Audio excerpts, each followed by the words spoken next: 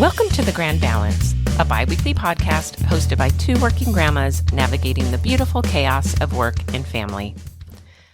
Hi, Sharon. Hi, Angela. How are you? I'm doing good. It's been a while. I know. We're getting closer to baby. I know. What is it? She could be Any day. She could be a New Year baby, right? If she comes according to schedule, she will be. But if she's like her sister, she may come before that. Okay. So pretty soon we're going to be on day-to-day alert. So I'm very excited. Oh, that's amazing. Congratulations again. I can't wait. Next year when we start talking, we'll both have two. Yes, I will be back full of questions and info, I'm sure. Well, before we get started today's episode, I have a Don't Get Me Started. One of the things you love to come with, but I got... Interesting. I can't wait to hear. So, and for this one, I think it'll be something I kind of need your thoughts on because you have a little dog and I have a big dog. I mean, he's medium size, but he's a pit mix of some sort. So he has that pit face. Everybody assumes he's a pit. And you have a little poodle, I think? I have a mini golden doodle. Oh, golden doodle. Okay. But he's mini, so little dog. Little. He's like 22, 23 pounds. Okay. So when I walk my dog, we walk the trails out here where I live, and there's a lot of people that walk their dogs.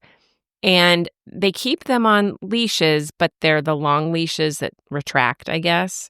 And when I'm walking by on these narrow trails, I get so frustrated when they see me coming. They might have one or two dogs, and they're always the little dogs.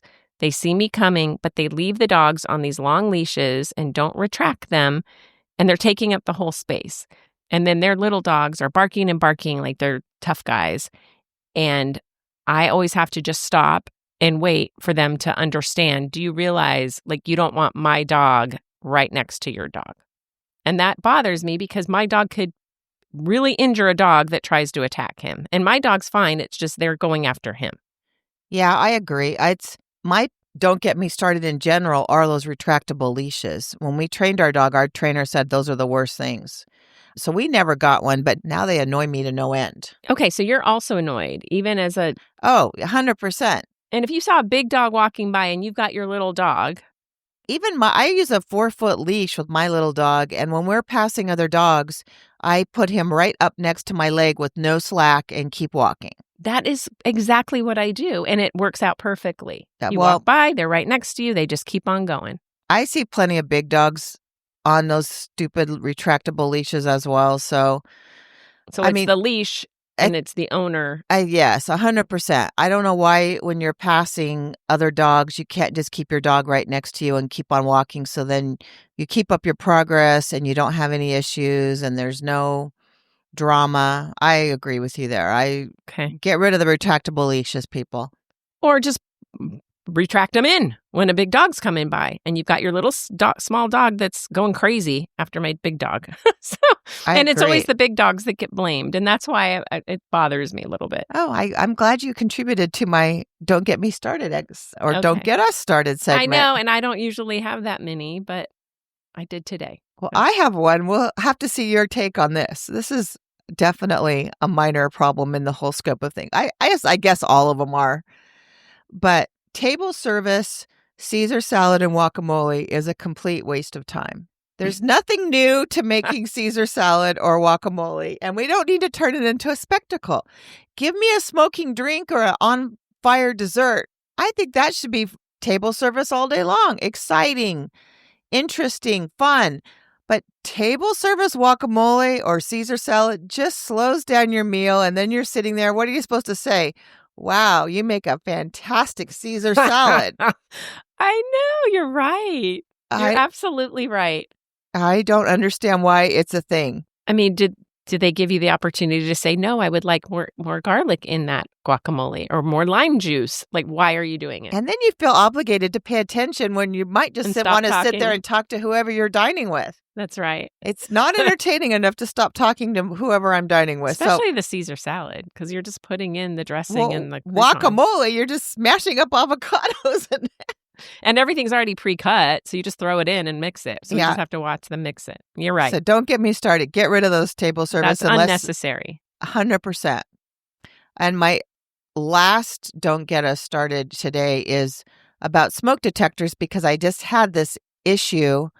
When they start going off, you change the batteries, you think everything's fine.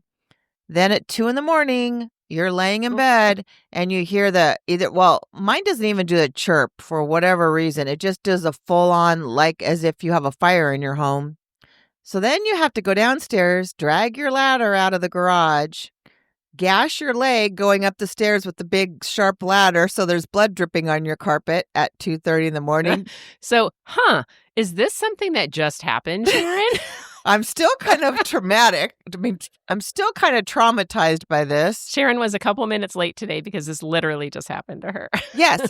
And so then the one that has brand new batteries, so it's not a battery issue is going off, then proceeds to set all the rest of them off. The dog is freaking out. So now I have 6 smoke and carbon monoxide detectors to deal with rather than just one. Yeah, that is interesting. And you're right. We'd have the chirps, but as soon as one chirp goes off, then it's another, then it's another. I don't understand why they have to be connected. Right. And why can't there be an off button for maybe give you a 24-hour reprieve to deal with this during normal business hours? I mean, come on.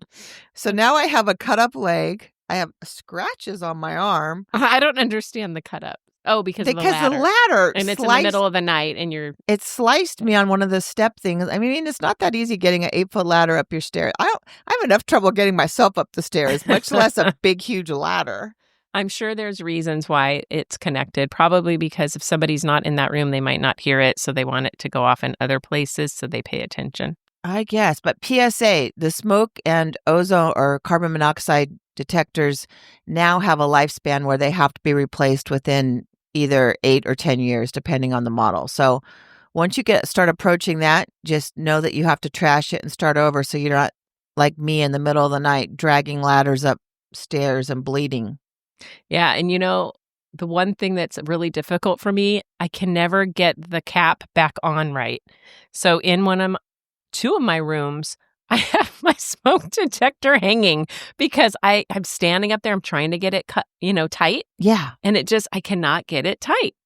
Oh, I can usually do that. But again, it's standing on both of my 2 of the rooms upstairs have vaulted ceilings. So I'm on tippy top of the ladder. Oh, and that's dangerous. That's kind of precarious as well. So that's my other don't get me started. I'd also like to give a slight amendment to my previous backing in don't get us started, because after all you did it? No, okay. I do it on occasion. Got a lot of backlash, but I am totally okay with backing into parking spaces as long as there's not all kinds of traffic trying to get around or in, and also as long as you're competent at doing it and doesn't take 5 tries. So there's a little amendment, whatever you like. Your bunko ladies kind of got on you about that. No, listeners. It wasn't a favorite. Let's just put it that way. All right. Well, so I know the last time we talked, it was me trying to manage 2 kids and stuff. Still difficult. Have you been to Oma's farm? Or a farm where they have just tons of stuff the kids can do? I have. It's been years. When my daughter and grandchild were here a couple weeks ago, they did go there. She met up with some of her friends. I was working. So I haven't been to that one recently, but I have been to more of the local ones. Yeah. So, I was talking about how I'm nervous about having the 2 kids and everything. So my daughter and I went to Oma's farm, and oh my gosh, it was so stressful. I continue to think, how am I going to handle this? We both went, and my little grandson just kept taking off. And there's hundreds of people there, and he just goes. And you just turn, and boom, he's gone. So we have 2 of us trying to watch. I was going to say, so the stress is him not staying with you? Yes. Okay. Yeah. So it's going to make me have to really figure out and practice what I preached the last time. And I'm doing it. I'm practicing. And I told my daughter, I'm like, let me do everything. Let me get the car seat out and let me put all the contraptions on to make it for 2. And there's an order to it and all of that. So I wanted to make sure that I did that. And I think it made me start thinking, wow, I don't know why I'm so stressed because nannies do this all the time. They take care of multiple children all the time. So it got me thinking. Oh, as you did, by the way. Right. So it got me thinking I need to talk to some nannies. So to get some feedback on how to handle Angela's this. doing a full-on research project.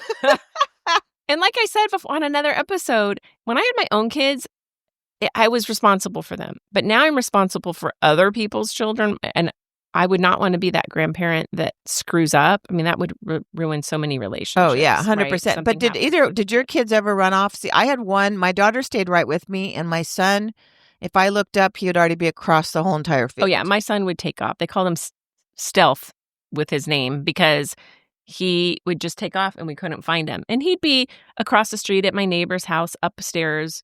That's how my son was too. So and he also didn't like to hold my hand. So I would just have to do that wrist hold that he would try to continually shake off. Yeah, my grandson did that the other day when I had him out. The shake off? He did not want to hold my hand. Yeah. So anyway, so my grandson just turned 2 a couple of weeks ago, and his nanny was there at the party. So I took her aside and I said, any advice? Because I know you watch a lot of kids. And one of the things that she said was, the first thing she said was, when you're telling the older child or either one of them, we have to go. Don't ever use the other child as the reason, because then they're going to resent it. So, for example, you're at the park with both kids and the baby needs to be changed and you need to leave the park.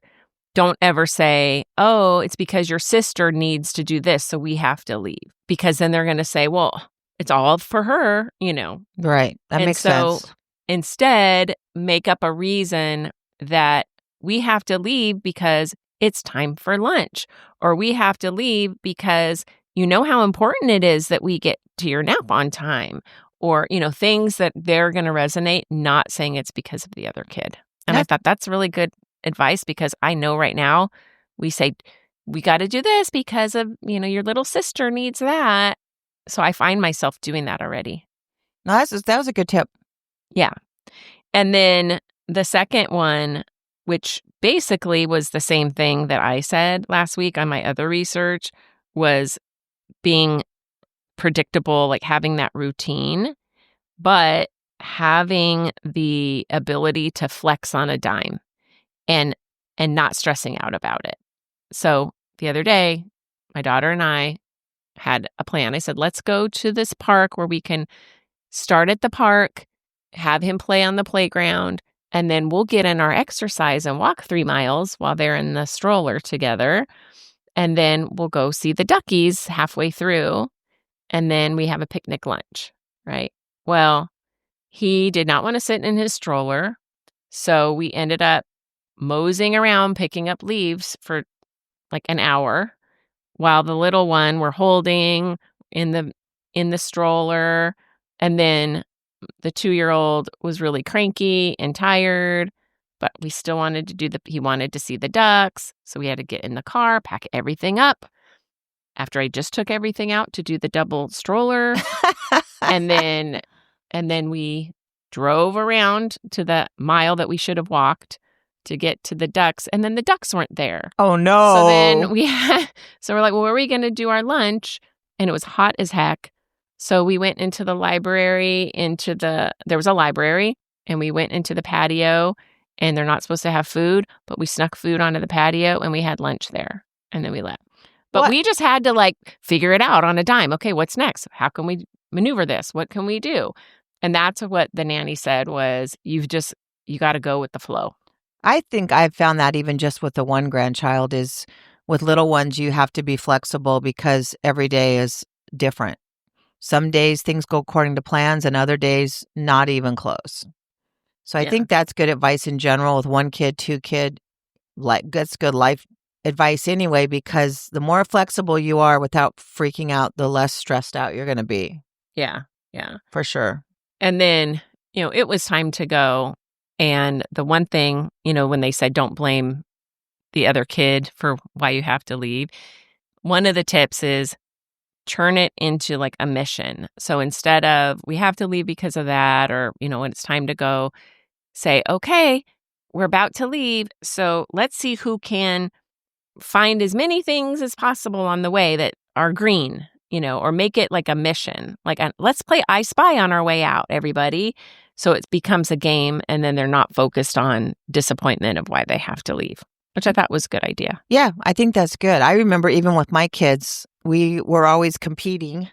And so everything we turned into a game. Who can unload the dishwasher the fastest? And we would time each other, and whoever would be the reigning champ would have their little magnet. It's a whole thing. But anyway, Yeah, no, turn but it into a making it game. fun. Yeah, making it fun where they both can, appreciate it. And that, especially that is when they become older too.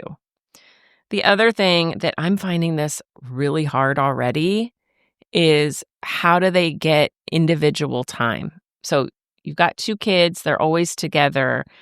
Having that individual one-on-one time, they say, is so important. But I'm thinking, even now, everything I do with the baby is basically just following the toddler. And so she's not getting one-on-one time. And I was thinking about this last night. I was already reading to my grandson at 3 months, because as soon as he could sit on my lap and hold up his head, exactly, I'd put a book in front of him. And we talked about how important it is. And I'm not doing that right now. And I just realized, shame on me. But why can't you have her on your lap and him right next to you and do a book for both? Well, I have done that. Okay, but I understand your point.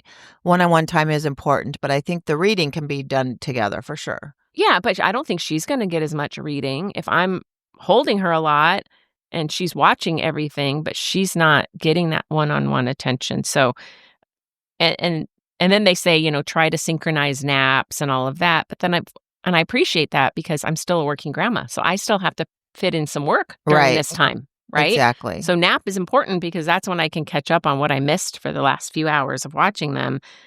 But then at the same time, I'm thinking, but then I don't get that one-on-one time. So they're saying separate the kids and have like different PlayStations, but envision, like, so you can see everything. So when one kid you have them start a little activity for 5 minutes. They're saying you do it in like 5-minute sprints. I think that applies to when they get a little bit older. You can't really just leave the baby for 5 minutes. No, I'm saying leave the toddler and to play while you're doing something one-on-one with the baby. I see. Okay. Yeah. But you're right. But it's the same thing. Even when they become older, you have something maybe for the older kids and something for the younger kids separate. So you can put one down, but they have to be in your line of sight. But then try to do that one-on-one time with the other one. Yeah. I mean, really the only way to accomplish it successfully is to have more than one adult so you can kind of switch off. Right. So these are the challenges, but nannies are figuring this out. Right. Well. So I'm going to, take that advice a little bit. And then, I have to ask you this. Yes. So when you have your granddaughter, does your daughter constantly say, send me pictures, I want to see what's going on? Or does she just let you go for hours with the baby? She doesn't bug me about pictures, but when she gets back from wherever she was, she'll just say, send me your pictures. She does ask me to send pictures, but not like while we're doing things. Like, for instance, even like at the end of my trip when I go there monthly, she'll just say, make sure and send me all your pictures. And so usually what I do is just hand her my phone and have her go through and pick out whatever she wants to send to herself. But no, ongoing while I'm there alone with the baby, no. Or didn't you have to watch her while they were gone for a couple days or something? Yeah. And she wasn't asking you for pictures during that time? Not really, no. Oh, wow. So you're lucky. So my sister did it with my goddaughter when I would have her. And my daughter does it. And my husband does it. Like whenever I'm watching the kids, oh my. It's send me pics. I want to see pictures. And the nannies are supposed to be doing that too. But I'm thinking, I'm watching the kid. Like I'm focused on the kid. How can I stop? And even if I am taking a picture, like continue to stop and then send it to people and all of that. Yeah, maybe just tell them that when you have spare moment when the kids are down, you'll send them because you also don't want the camera constantly out with the kids. Exactly, that too. You're absolutely right. So, anyway, I'm like, I'm busy. I'm trying to watch the children. I have no time to be focused on this. Yeah, exactly. Well, you're very lucky. The other thing that got me thinking, and I have a different perspective, and I'd love to hear yours, and I think we talked about something like this on a prior episode, is that gentle discipline where they're offering, I get it. You want to offer choices like if they don't want to put the shirt on, okay, you pick. Do you want this shirt or that shirt? So you give them the Options, but not the option so ability they to feel say like no. they're in a little bit of control, right? Correct. That's fine. Do you want to brush your teeth before or after you put the PJs on? But now this isn't my daughter's nanny, but this is, or my grandson's nanny. This is something that I read when I was looking up other tips from nannies, and they say you're supposed to practice time in, not time out. Create a calm corner with pillows, books, sensory tables or tools so that they can regulate their emotions. And I'm thinking, so you're being bad, and I'm going to go put you in a place that you love so you don't understand that you can't be bad? What's going to happen when in real life, like how are they going to learn that when they're bad, they don't just get what they want anyway? Maybe they're not being bad. Maybe they're just having a difficulty adjusting and showing a lot of emotion. And they're just trying to calm them down rather than discipline. Okay, so I'll give you an example. Okay. Where we do our Thursday dinners, and my grandson this week was throwing food, and he's usually really good. And he was just going crazy. He's like throwing food, and the mom and dad were like, don't throw food, don't throw food. And in that case, you would go put him in like he can get away with throwing food and put him in a nice little comfy corner that's going to make him happy. That in my mind is telling him I'm going to continue to be bad so I can go in this nice little comfy corner. No, in that situation, I think the simple solution is take away the food. Yeah, well, what I did Oh, no. was I looked at him and I said his name sternly. And I said, look at grandma, look at me, look at grandma. And he did. And I said, no, no, no, you don't do that in grandma's house. And he literally put the food back in the plate. Oh, what a sweet boy. So I'm thinking, I'm telling him that he needs to act better, right? And then I'm thinking, but with this gentle parenting, or not the gentle discipline, if he throws food, then he just gets put in a nice corner with his books and pillows and all Yeah, that. I don't know what they're talking about there. I hate a messy eating, so my daughter and I laugh because our styles are very different. I avoid the mess at all costs, and they're very much like they need to develop their motor skills and learn to feed themselves. I go along with their style, but like at my house, I just put the high chair outside because I don't want the mess on my floor. Solves that problem. You do have an issue with the food being thrown. I don't like mess on the floor. So, I think it takes compromise with everyone, but I think I agree. It's for them not to understand that the behavior is wrong is going to be a problem. And you don't have to be mean in your redirect. You can just let them understand this is not acceptable. Yeah. And I wasn't yelling or screaming or anything. I was just being firm in my voice. And I think that they need to get used to that. They're not going to be able to get away with that much, especially once they go to school and everything. Well, and toddlers are going to push the boundary. They don't really understand the whole big picture yet. So they just want their way. Right. The funny little memes about a toddler. I don't know what's so hard about having a toddler. Just give them their way all the time and they're happy. Well, that's true. But then they don't turn into great adults. So we need to be thinking about that. Right. And teachers have said repeatedly they need kids that know how to be disciplined because then they just fall apart at school if they've never been disciplined.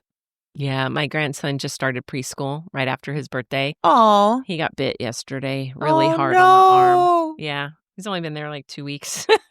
Oh, no. It's already starting. But And the only other thing, really, it's for the older kids. And this is the one that struck me the most. Never say, "You're older, you should know better."